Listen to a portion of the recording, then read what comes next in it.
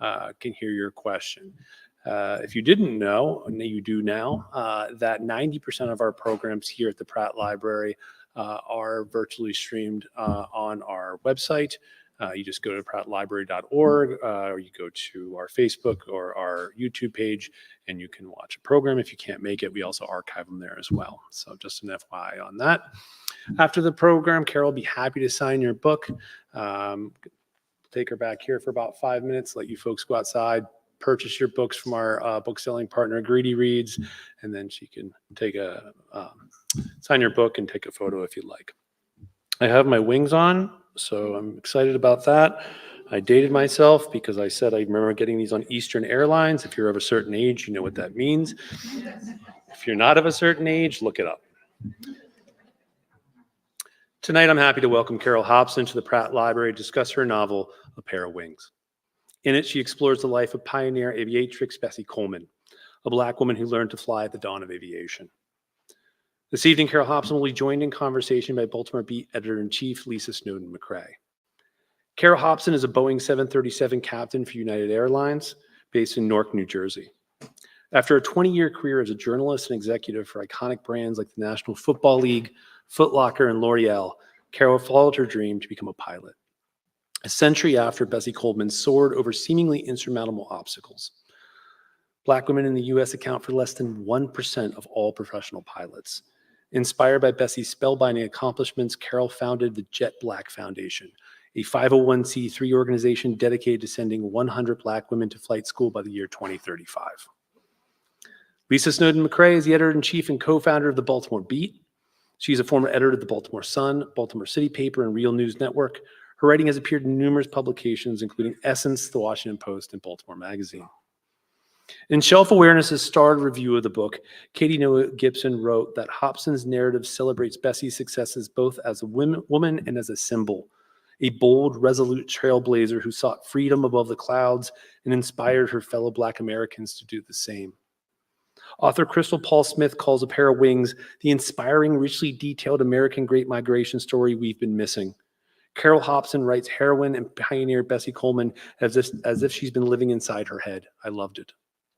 And fellow author Shauna Edwards relays that against the backdrop of the heroine's intrepid life, the novel explores the triumphs and trials of a people seizing their independence.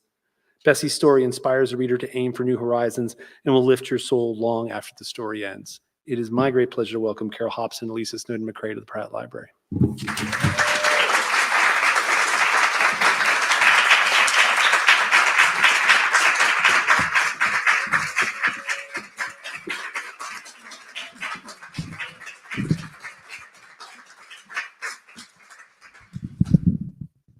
Good evening, everybody. Before we get started, I think I was told that there's some Morgan University students. Hey!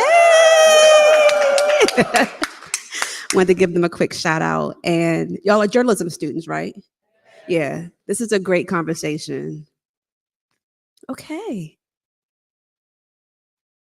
Carole. Yes, ma'am. Welcome to Baltimore. Thank you so much. This is your captain speaking. Welcome aboard. Thank you for having me. The library is fantastic. It's an honor to be here. So here's the question that I've been wanting to ask you, and also wanted to ask Bessie, because I travel a lot, but I'm not happy about it. I bet you're not alone. What makes someone want to fly? Oh my gosh, that's a great question. And I hope that some of our journalism students can maybe be persuaded to become pilots. The world is open to you guys. All right, so I like to say that along the kind of conveyor belt of embryos, somebody has a little pocket and it's full of dust. And every 100 or so of us, they just sprinkle some in our ear. And it's pixie dust that makes us want to fly. I think at the core, because could I tell you, like, geez, Louise, I want to, hello. Geez, Louise, I want to fly. I can tell you exactly why. I can tell you this. Ever since I was a little girl and I was able to spot an airplane in the sky, I knew I wanted to command one of those ships. I just knew that when I was coming around in the 70s and the 60s, and yes, I mean that time, y'all, we're fast on math.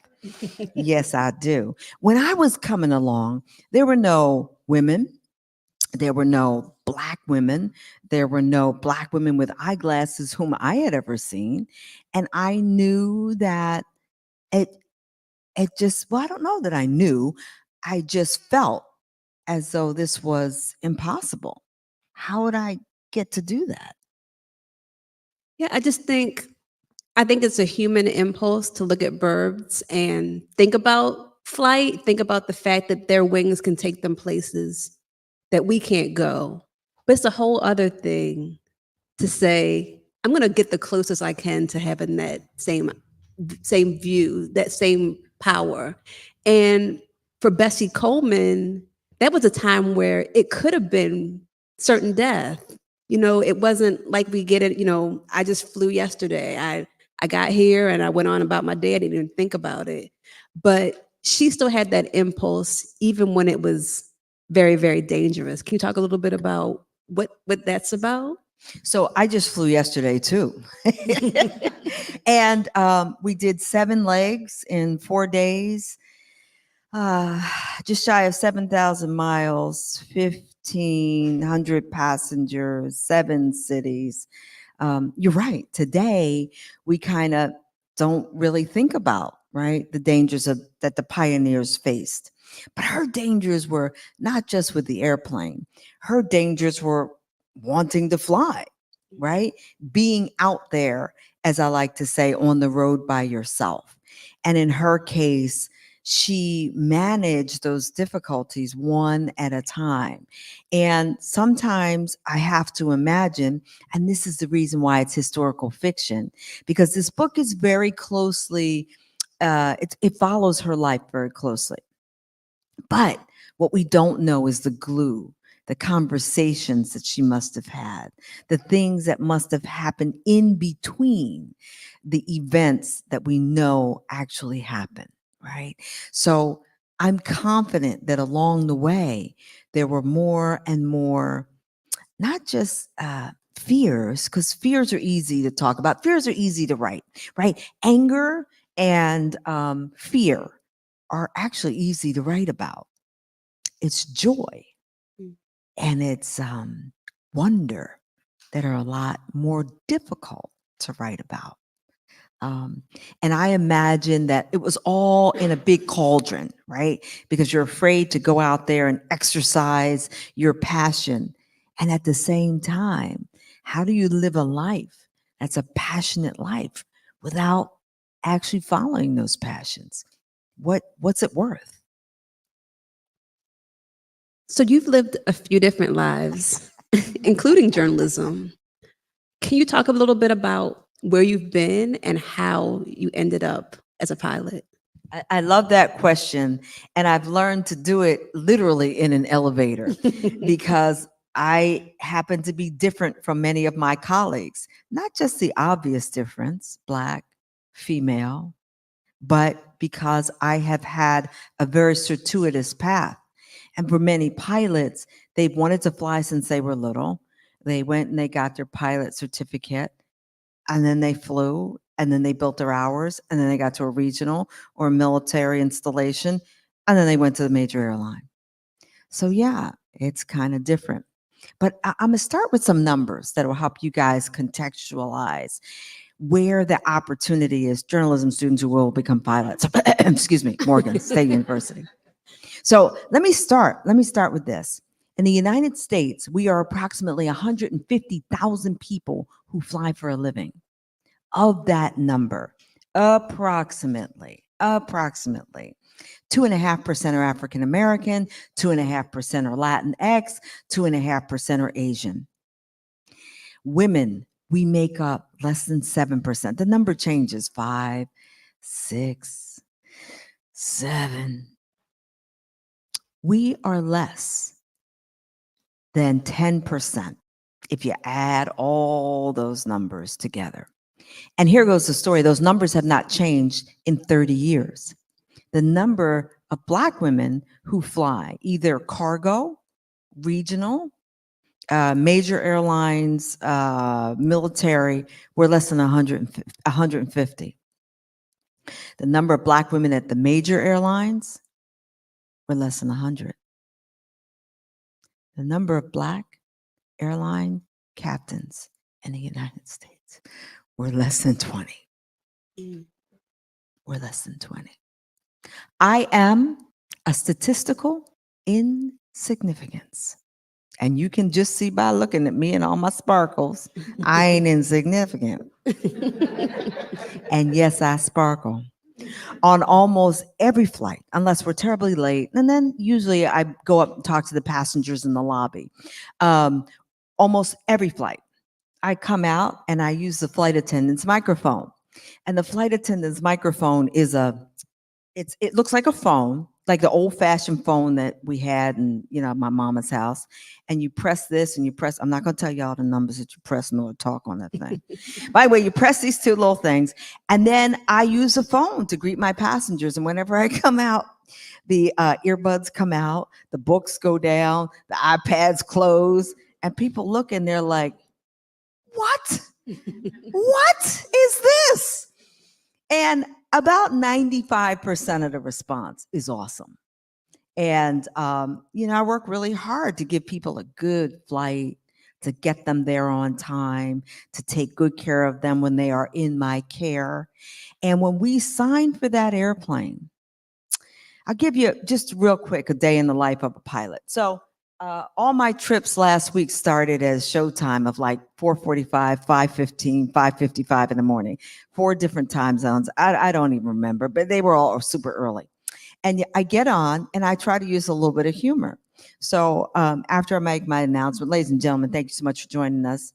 We're really thrilled to have you aboard. Our flight time is 2 hours and 22 minutes. We're over water. We're going to be bumpy, smooth, bumpy. And here goes the story. Please pay attention to the fasten seatbelt sign. It's a pleasure to have you on board. Flight attendants are amazing. Do whatever they can to make you more comfortable.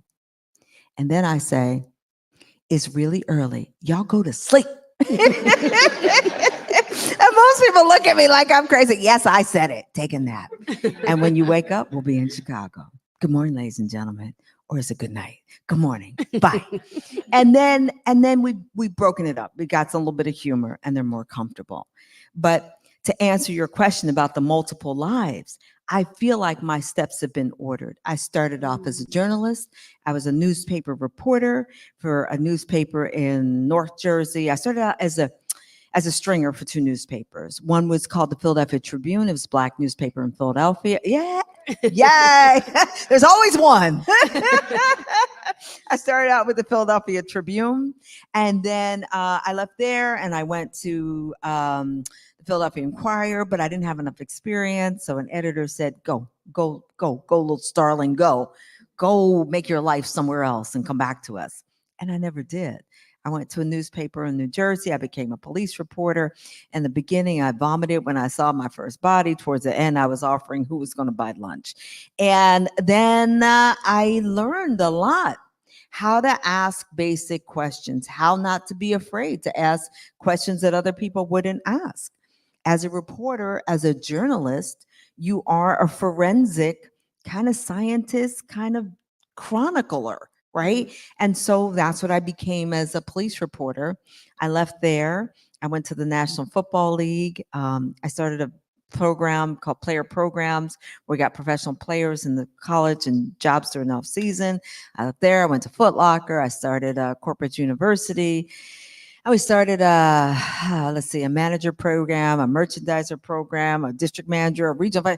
Oh my gosh, all of those programs, all of those things were math.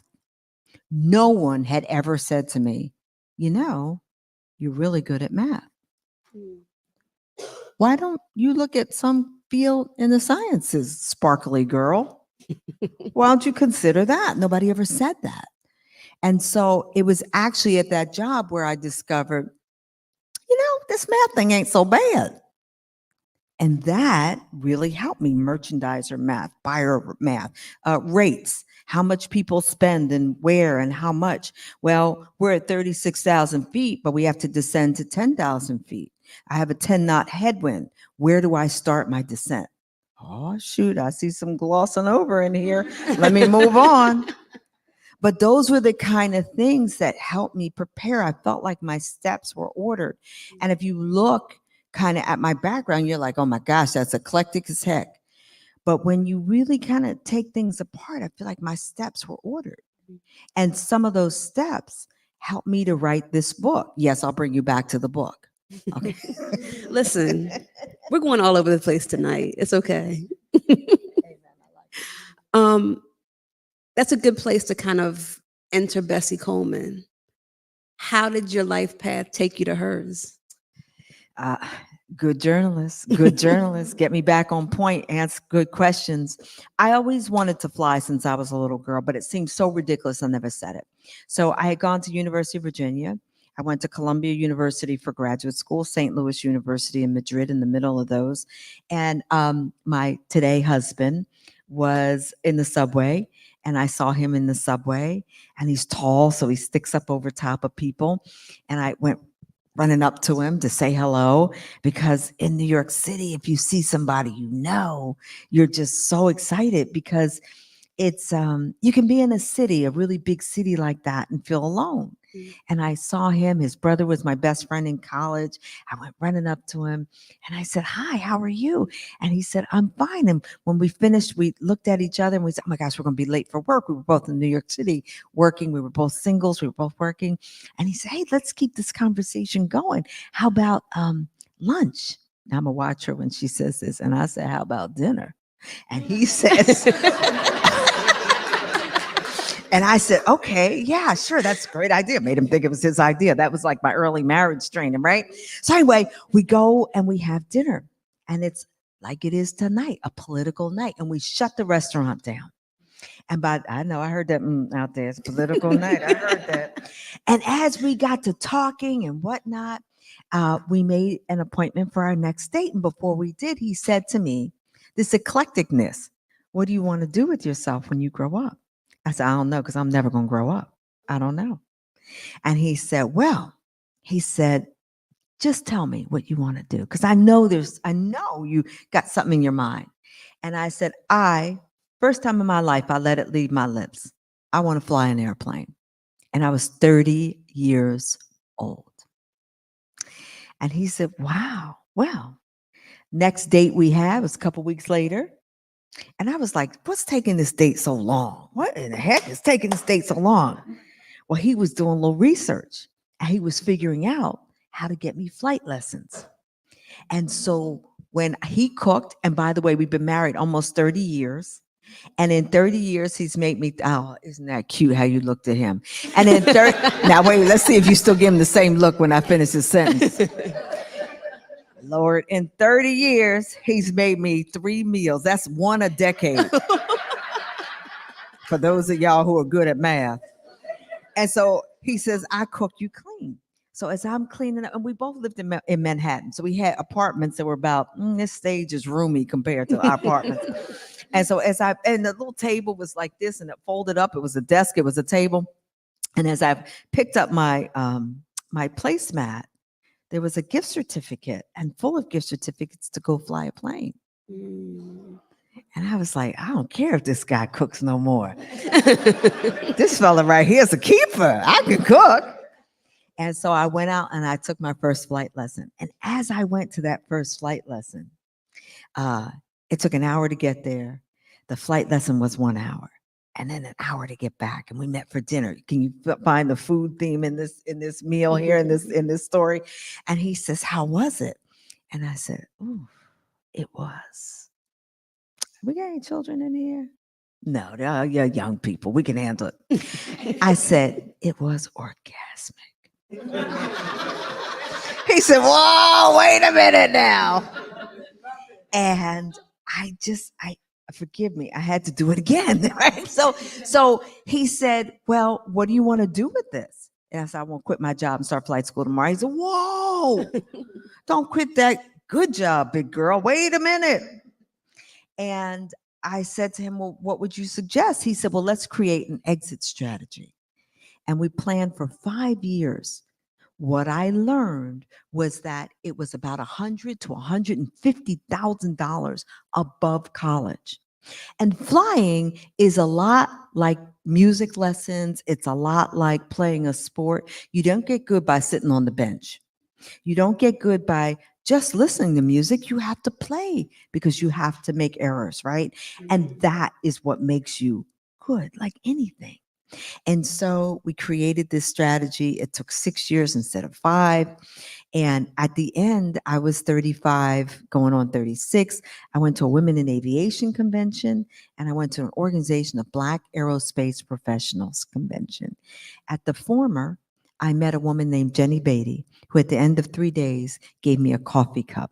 On the front of the coffee cup was a picture of Bessie Coleman, and on the back was 50 words that changed my life. How was it that I had gone to college, graduate school? She had never been in any textbook. She had never been in any conversation I had ever heard about aviators, about historians, about anybody. And when that happened, I said, if she could do it 100 years ago, oh, for heaven's sake, I can do it now. And that was it.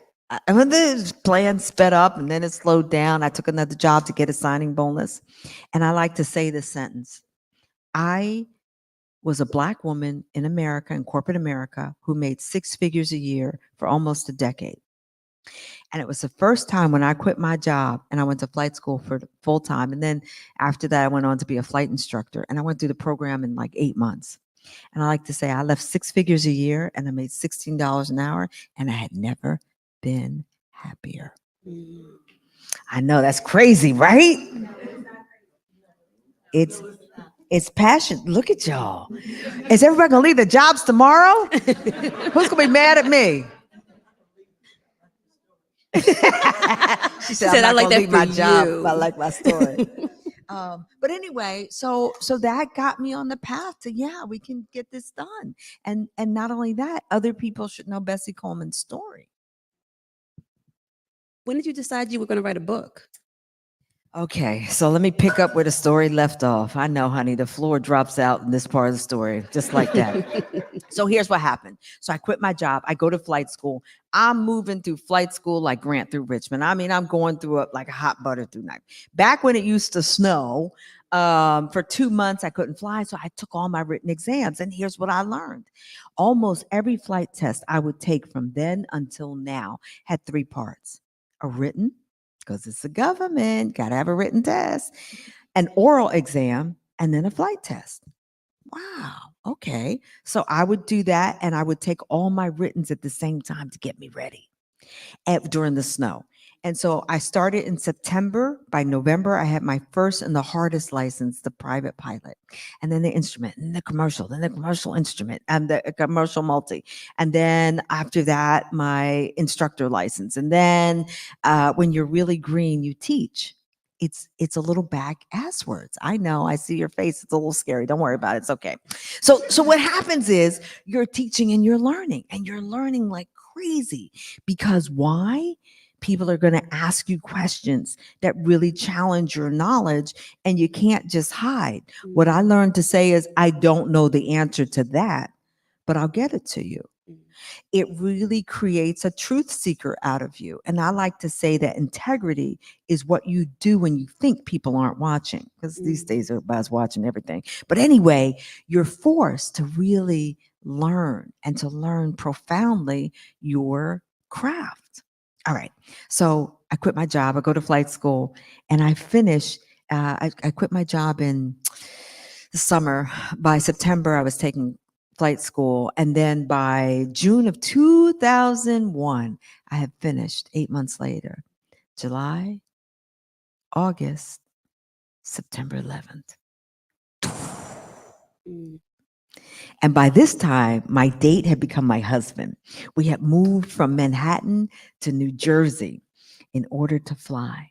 And when September 11th happened, he said to me, not your career, but your industry is going to be circling. It's going to be circling the ball. So let's have some children. I was like, what? What? That pixie dust in my ear. What are you talking about? I said, why don't you have them with your next wife? I know. What? What? It just threw me. I know we had talked about it, but what? And I was pregnant by September 17th. He's a good guy. Well, all that was great. And then my story got a little sad. I had a miscarriage in 3 months. I didn't talk about it for 20 years. Young people, you need to hear this. They happen. They happen. The fact that you're here is a miracle. And so then I got pregnant again in another month. I miscarried again. And then I did one of those things. I made a deal with God. God must just laugh at us. I'm going to make a deal with you, God. If you give me another chance, I'll be really grateful. Okay, Carole, I'll work on that for next week. And I was pregnant again. And this time it stuck. And I gained 140 pounds. I weighed 301 when that baby was born. Big girl. I lost every pound in 1 year. My husband and I went away to celebrate, and I had a drink from his Coca-Cola. This water is mine. You keep that one. Okay. And guess what happened? I got pregnant again. You guys have seen this movie before.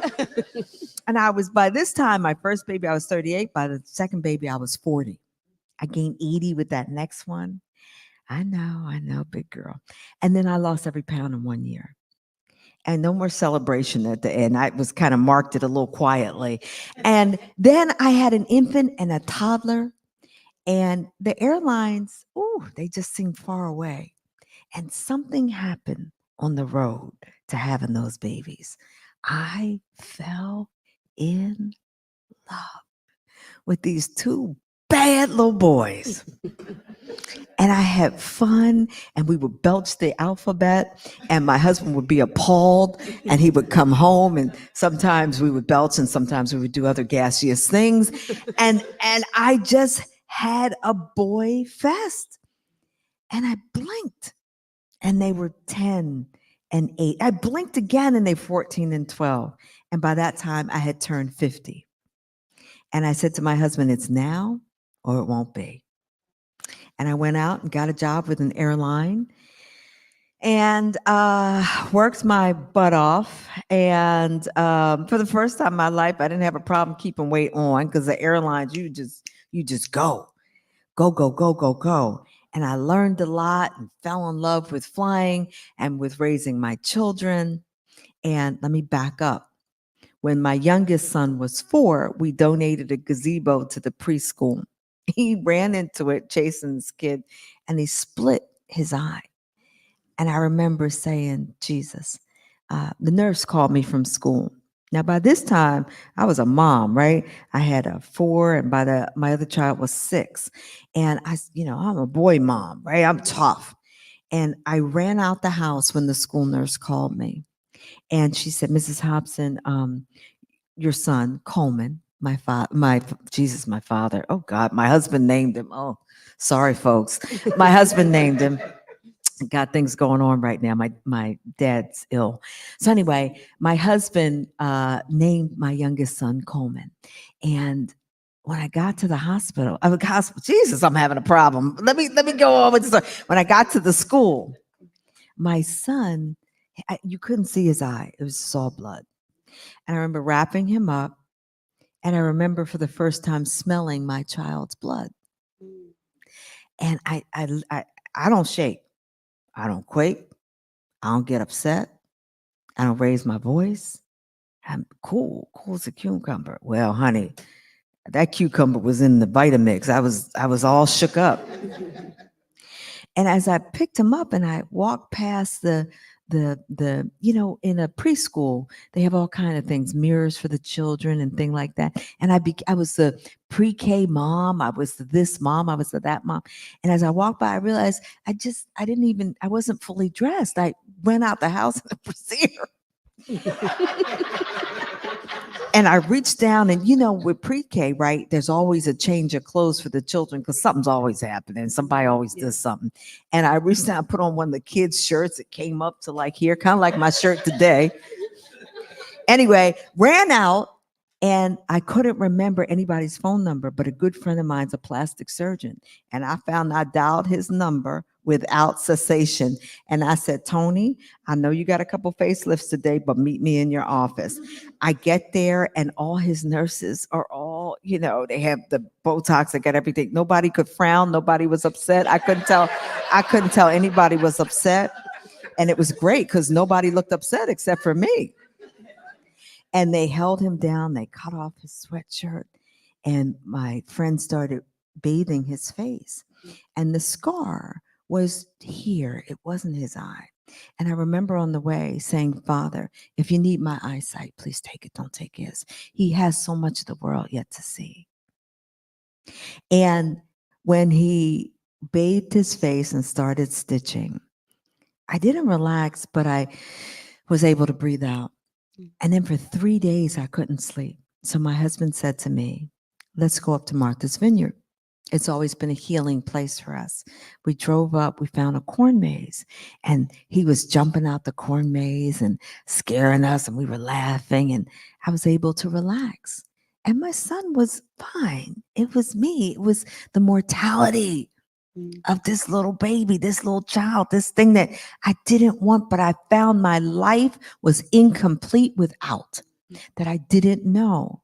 C.S. Lewis talks about the 4 loves: happiness, pleasure, contentment, and joy. I found joy in those little buzzards that I never expected, right? They smell, they're loud, they're fun. And as we were running out the corn maze, my husband said, look over there. Look way in the distance. I think that's a Stearman biplane. I said, you think? And now his eyesight is unbelievable. And I looked and I said, that is a Stearman biplane. He said, I can't tell the year. I said, 1941. And he said, I love a girl who knows her planes.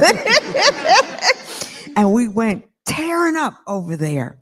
And when we got there, the guy said to me, hey, lady, you're drooling. Would you like to get in? He said, now that's not my plane, but this one is.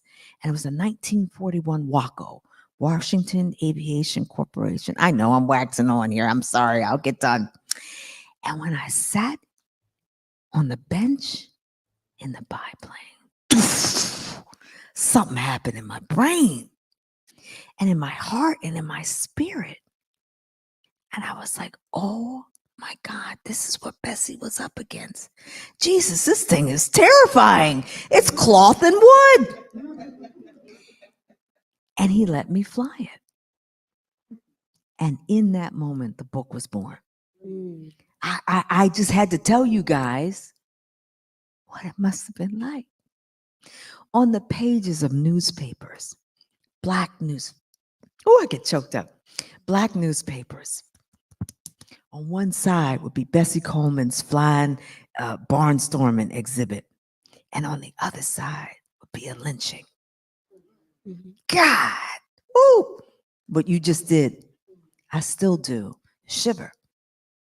On one side would be Bessie Coleman and learning about where she would be in the country and what she would be doing. And on the other side, Tulsa had burned. So long before people started talking about Tulsa, I had flown in an Embraer 145. It used to be a 50-seat passenger jet that took people back and forth and back and forth and back and forth and back and forth. And I flew out of Chicago this one time. They temporary duty the Newark people into Tulsa. And I said to my captain, hey, look, bud, I'll see you at the hotel. Bye-bye, bye-bye. And they had an exhibit of Tulsa burning long before people were talking about it in the airport. And I stayed there almost all night, like literally copying down everything I couldn't find in a book. And so that became part of the story. So in 1921, Bessie Coleman goes over to France to learn how to fly.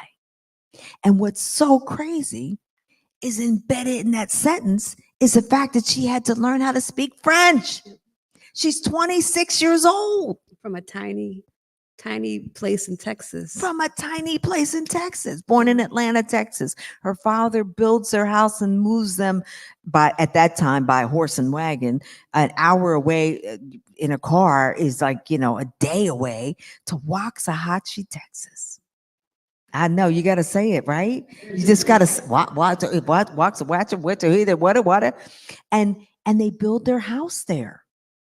And when he builds their house there, they're there with 12 kids. I mean, it's a thing. Mhm. And she grows up there and becomes the first in her family to go to college, only one semester. And then she had to put herself through college. She had to put herself through college and then couldn't finish because things were too expensive. It was unreasonable for her to continue. And she comes back to Waxahachie. And then she goes to Chicago as a single woman in 1915. And so Bessie Coleman becomes the first in a wave, the Black migration, right? The largest movement historically of African Americans from the agricultural South to the industrial North. How all of your great grandparents got here was a web and the trains. So when you look at Black people like me, who are my ancestors are from North Carolina and the Caribbean, but my North Carolina people came up to the trains, Virginia, on up, Maryland. I mean, these people actually knew their geography, and they got to places like Philadelphia and New York, wherein Black people from Mississippi, Alabama, and Georgia, part Georgia was split in the middle, would go to Chicago or Gary or Detroit. And from 1915 to the mid-70s, Black people left the South in pursuit of better in the North. In 1916, when Wilson was saying, we're going to keep Americans out of the war, he was busy in cities like Paterson, New Jersey, and Baltimore, Maryland, and all over the North, Chicago, Gary, Detroit, building ammunitions, clothes, boots for the war. Wars make money. Now, how to teach all of that in a book without beating you over the head with history? That was a challenge. One thing, and we're almost getting close to Q&A time, so start thinking about your questions. I But love that. She's I got good. 2 things I want to make sure I say. Yes, ma'am. Number one, the thing that I enjoyed about this book is a lot of times, if we even hear about some of these amazing people that lived, we hear about them as like they grew up, they were perfect, they did this amazing thing, and then they died. The thing I like about this book, and I think it's especially, I think in general, the young people in the room should be taking notes from you. But the thing that I really liked about this book is that we see, through your eyes and your imagination and your research, Bessie as a young woman, figuring it out, making mistakes, being imperfect. Why was it important to have that as part of her story? So when we were talking in the green room, there's a particularly salacious chapter. And Bessie's a real girl for y'all out there who, what in the world, right? Look at him smiling. See, it's first time he smiled. But why, right? Why do that? So it's exactly as you said, Lisa. Like, we see these historical characters as not necessarily perfect, but we don't see them as imperfect. And what we don't realize is that someone who's so passionate about flying might be passionate about gardening, might be passionate about cooking. Well, they're going to be passionate about some other stuff too. And guess what happens? They make mistakes. Like, for example, you can be amazing over here in this quadrant spatially and amazing in the mathematic world, but maybe not so amazing when it comes to personal relationships. What I love about Bessie Coleman, and I'll share this with you, is that there are 2 men in history who helped her. They were Black men who were self-made millionaires in the teens. One became her lover, and he was a bad somebody. He was a banker. You could tell I was very fond of him, right? I married a banker. He was a banker who carried a sidearm, who had the first deposits, $250,000 in the teens from a gangster. And then he took that money, made money on that, and then banked other people's jobs. I like to say put a picket fence around hardworking Black people's jobs. And then the other man was the Chicago Defender founder. And I was at lunch with the first woman who was my agent and very, very helpful. And then COVID happened and we had to self-publish the book because it was COVID and COVID was a thing. And we sold 10,000 books from my kitchen table. And then I was able to go with that to a publisher. And I say all that to say, the second man in her life was her mentor. And as he creates a chronicle of her life, we're able to follow that. And that became the breadcrumbs for this story, was what he wrote about in the newspapers. And the headlines, which are sprinkled throughout the book, become almost like a hanger that you would put a dress upon. The last thing before we open it up for questions is you talked about how few of us are in the air right now. You are doing work to fix this. Thank you. Can you talk a little bit about your foundation and the work that you're doing? I can. So I went to lunch with my sister. I have one sister. She's a New York Times bestselling author. She was incredibly helpful in writing this book. We were eating lunch and I must have ordered soup or something. I had my head down and I love hair color. I have been purple. I've been blue. I've been red. The color that you have, I've been that at least 2 or 3 and I love it. I would go back to it, but United Airlines might look at me a little crazy or my passengers would. But you know what? It's spirit in that hair. Anyway, I always had hair color. So I've been blonde for a little while and I loved it, but just ate my hair up. So then I just dyed it black. And my sister said, girl, your hair sure is black. She says, you know what? I think that's it. I said, what are you talking about me eating? You know, since I've been in the airlines, I eat a lot faster because they put up your meal and some people say, you know, a joke, how do you know you're dating a pilot? Well, he puts his tray on the floor. So we finish eating, but put your tray on the floor so you can keep it moving. And she said, your hair shows black. She said, that's it. The Jet Black Foundation. Hot dog. I keep telling her she's a deeper end of the gene pool. And so what I did was I started Jet Black. So it became Jet Black Press, and that's how we got the book out. Jet Black Holding Corporation was over top. Jet Black Foundation, Jet Black Press, Jet Black Productions, which is what I hope we do the movie under. But Jet Black Foundation. And during COVID, I have some amazing lawyers. They helped me create a 501c3. And our goal is to send 100 Black women to flight school between 2025 and 2035, Morgan State University. Thank you for that. I'll leave you with this because I love Lisa's questions and how she kept me on track. Because, you know, I stay in the air with a flight plan, but I can go somewhere with a story. Thank you for keeping me on track. And I'll say this to you. I believe that the difference between a dream and a goal is 2 words: a date. If you have something in your mind, young people who are young at heart, you got something in your mind that you want to do, put it down. Bessie did what she did because she followed one true thing. And she was true to that. Thank you. Thanks so much.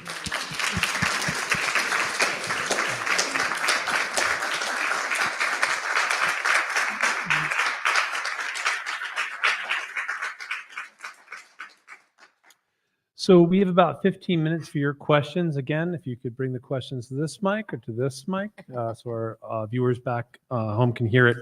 I'm going to start with a question from the audience who's watching online while people line up for the questions here. What is the biggest mistake writers make when describing aeronautics? What is the biggest mistake that writers make when writing about aeronautics? So, I mean, listen, you guys are a really smart audience, right? And you hold that device in your hand every day, all day. Anything I say, y'all could look up. And once y'all look it up and it doesn't make sense, I lose my credibility, right? So I spend a lot of time getting things right. If I say Bessie took a pen from her pocket to write, what kind of pen? What kind of pen did they have 100 years ago? And I found that the journalist in me, the Lisa, would question if I didn't get that right. So I had to make it right, not just for the aviation enthusiasts. And by the way, this is not a black book. This is not a woman's book. This is a book about a person who believes in herself. Her instructors were dogfighters from the First World War. So if I don't get that right, I lose credibility with you. I've lost you. Her instructors were German and French dogfighters who killed people. So she goes over and she learns, let me give you one example, a Max Immelman turn, which is a high performance maneuver to get over top of your opponent and shoot him down.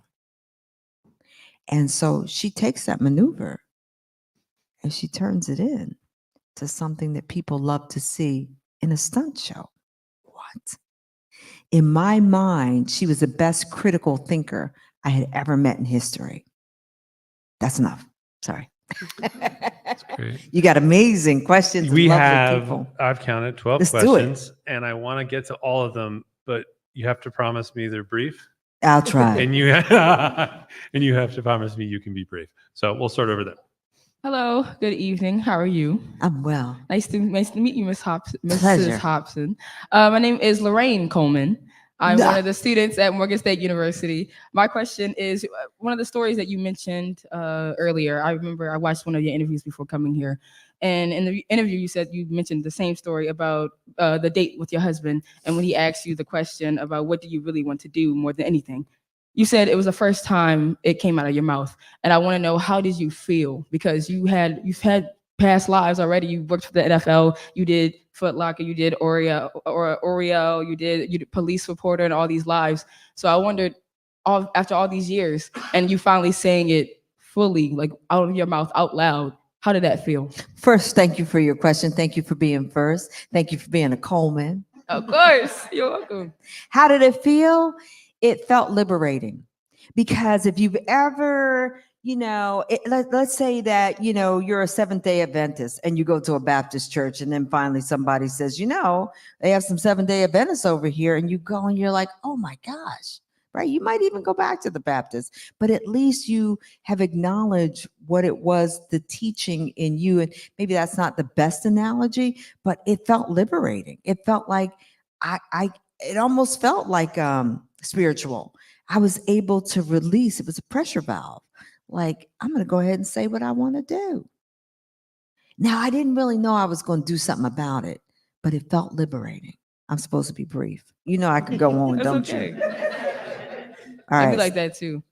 And really quick question, I promise. All right, so make it super quick. I get it. Before they holler at you. Oh yeah, because since you already became a pilot, since you made your dream, I want to know the same question your husband asked. Now, what do you really want to do more than anything? Don't worry. We'll That get to it. I like the question. I'll get to it if nobody else does. Over here. Yes, darling. Hello, my Hello, name is beautiful. Michaela Jefferson. Hello, I have Michaela. a question more from like a writer perspective. Yes, In the ma'am. beginning, you said it's easy to write like anger and like negative emotions, That's and it's right. harder to write joy and happiness and all of those good things that come in life. In what ways do you go about writing joy and happiness from like when you're planning from a mental perspective? How do you plan on saying like, oh, this person is happy and this is how I'm going to show it? So, you went right to it. So you asked and answered your question. Like, I don't know if you're going to be a lawyer or, what you're going to do, but asked and answered. So when you ask yourself, what and how do I write about happy? What makes you happy? How do you show me that and not tell me that?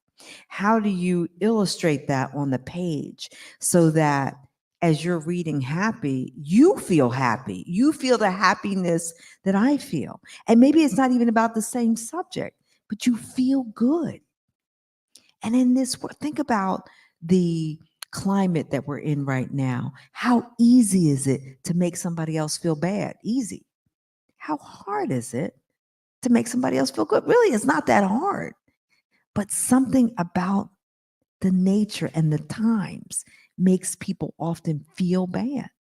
Seek it. Go seek light and write about it. And more light begets more light. More light shines light. It's like opening a door. And at first it's just a crack. You open more and you're like, whoa, it's a lot. Miss Jefferson, go write about some darn light. Thank you. You're welcome. Thank you.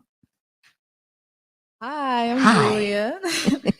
Thank you for coming here and taking the time to speak to us today. And my question is, when did you first realize that you wanted to become a writer, and how has your career as a pilot influenced your storytelling? Ooh, girl, that's a good one. Thank you. Thank you for coming.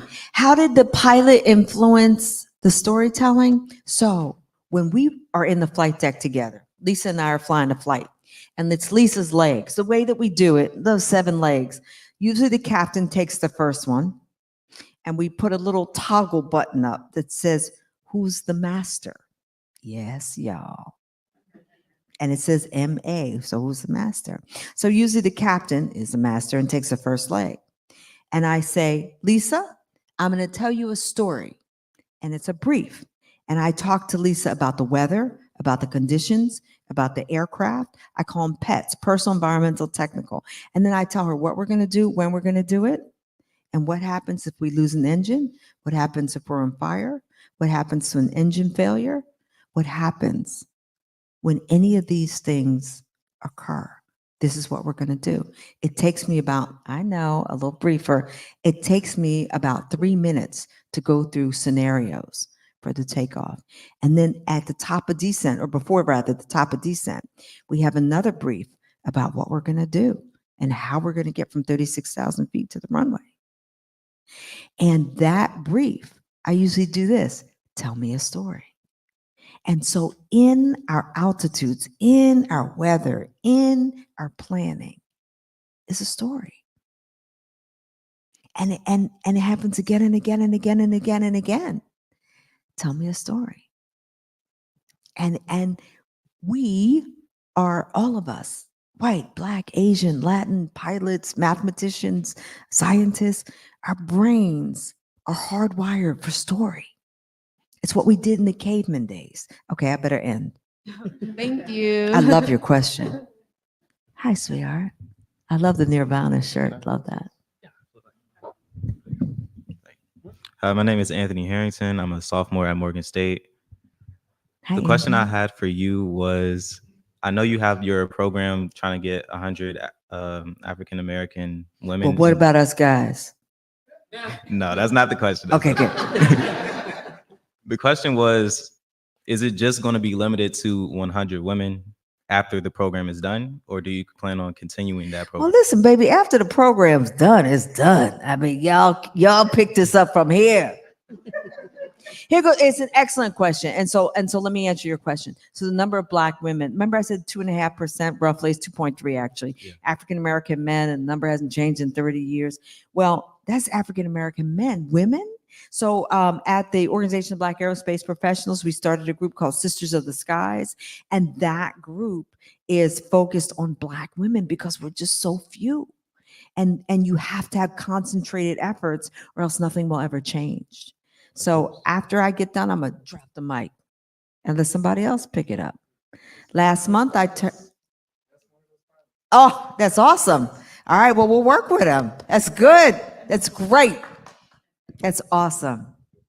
I know. It's okay. So here goes the story. You know, I turned 60 years old last month. This is what 60 looks like. And here's what I say. At 65, Congress says I have to step out of the flight deck. So I'm going to drop the mic. And it's time for you to pick it back up.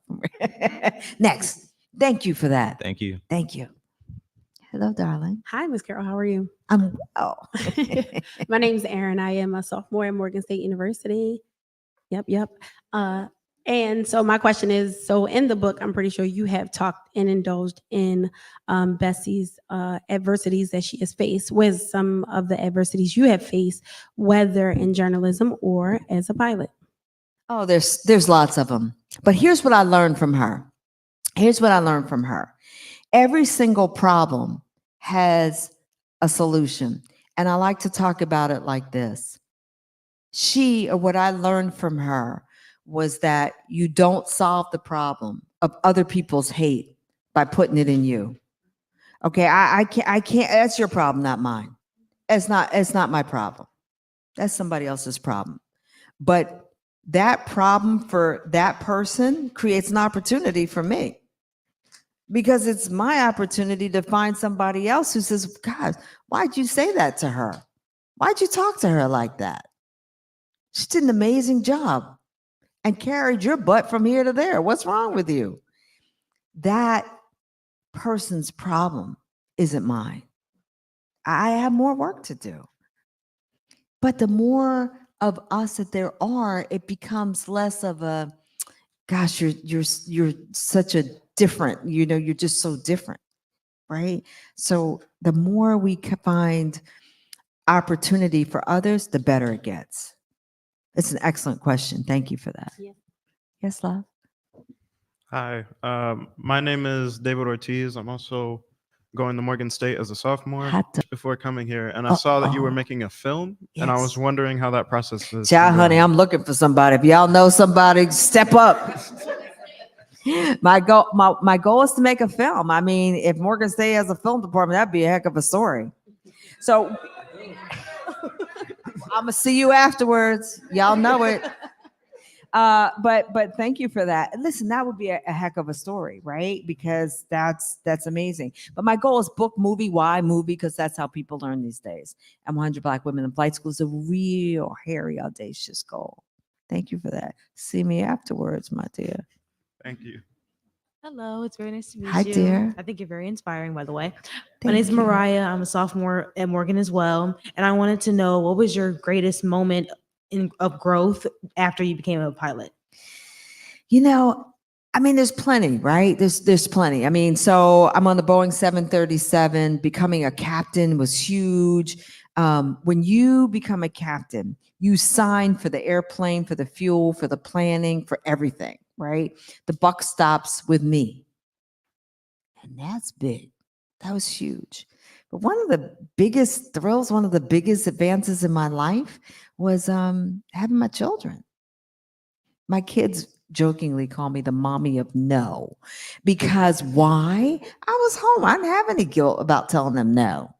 So one of the best things in my life was becoming a mom. It was the thing I feared the most. Thank you.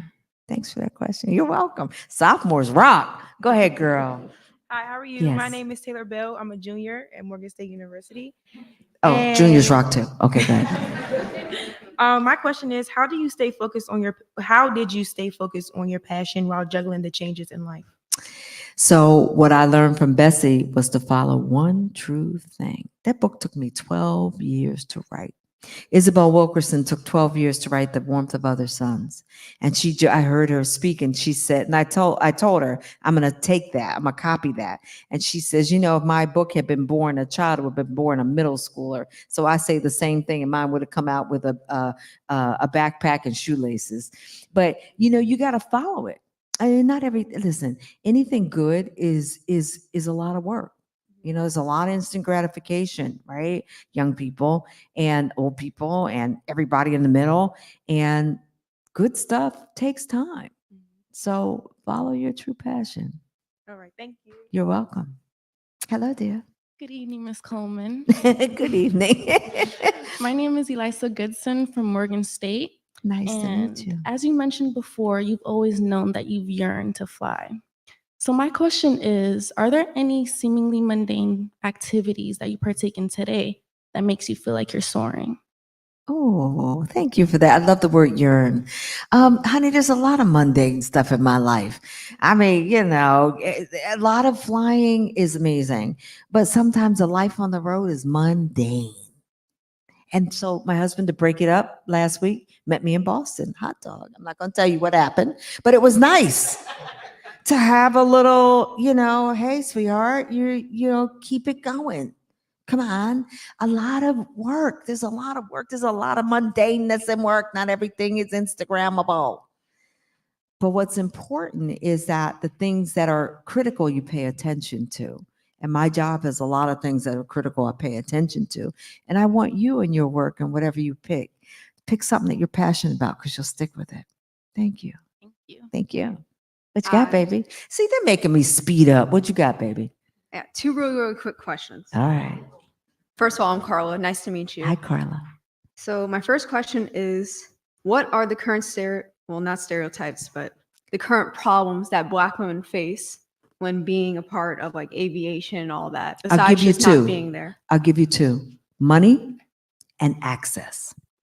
Money and access.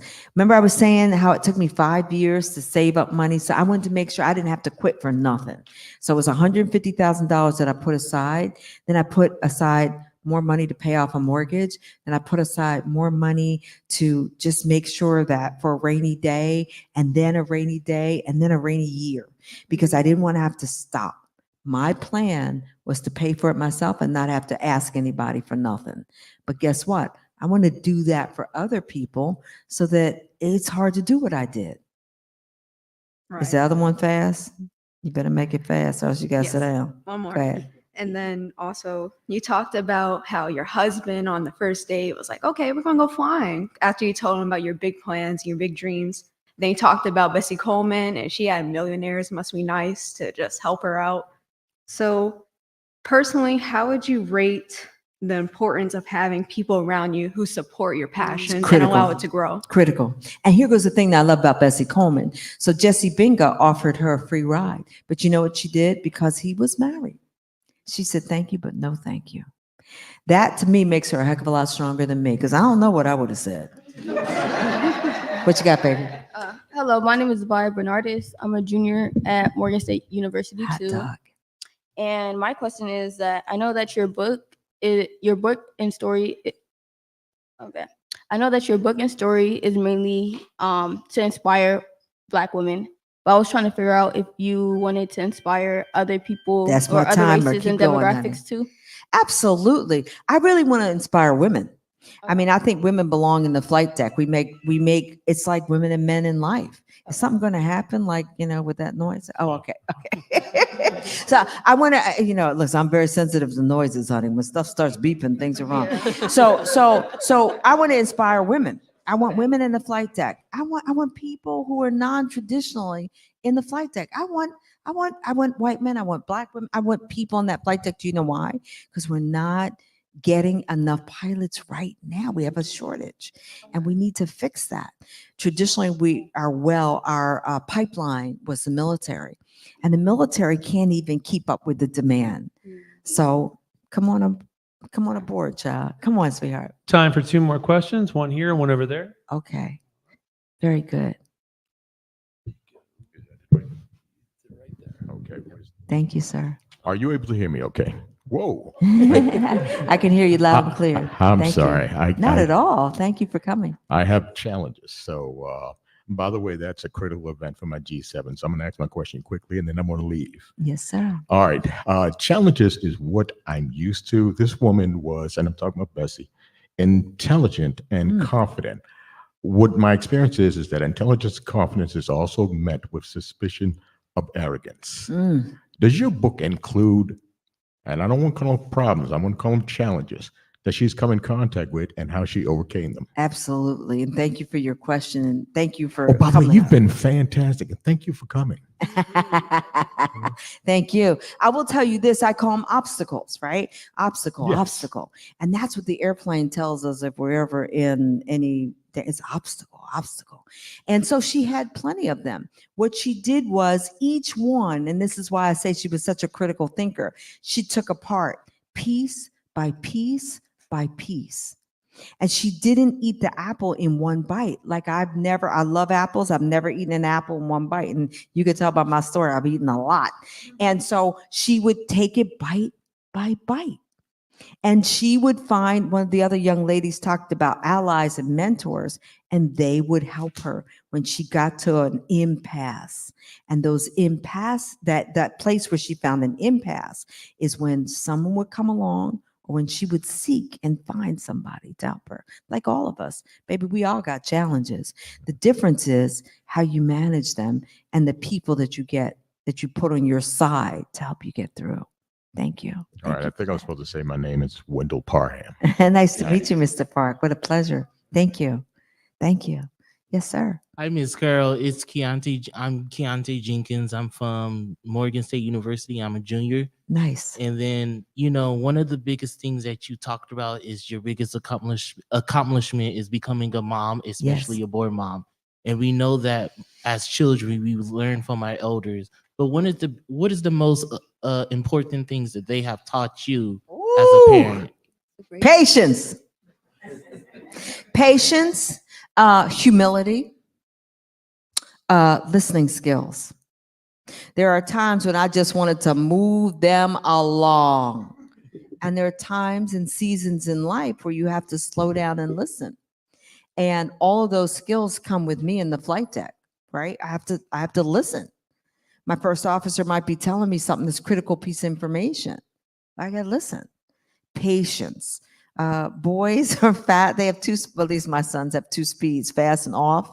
And sometimes, you know, when things really matter, I have to slow down and listen and watch. And love. No matter what, I will love them to the ends of the earth. I dote on my boys and they dote on their mama. It's an outrage. My oldest son is 6'9" and my youngest son is 6'5". And I say they get their height from their mama. I adore you for that question. And I want to thank you profoundly. Thank you. Thank you, everyone. You guys have been a fantastic audience. Thank you. Thank you. Lisa, thank you. Thank you. It was an honor. Please do me a favor and help me thank our moderator for the evening, Lisa Snowden-McCray.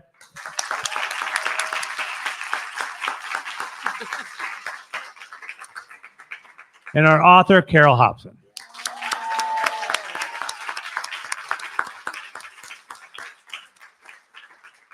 So now is the time for you to purchase books, because that's always a very nice thing to do. You can't get your library book signed. We appreciate it if you purchase.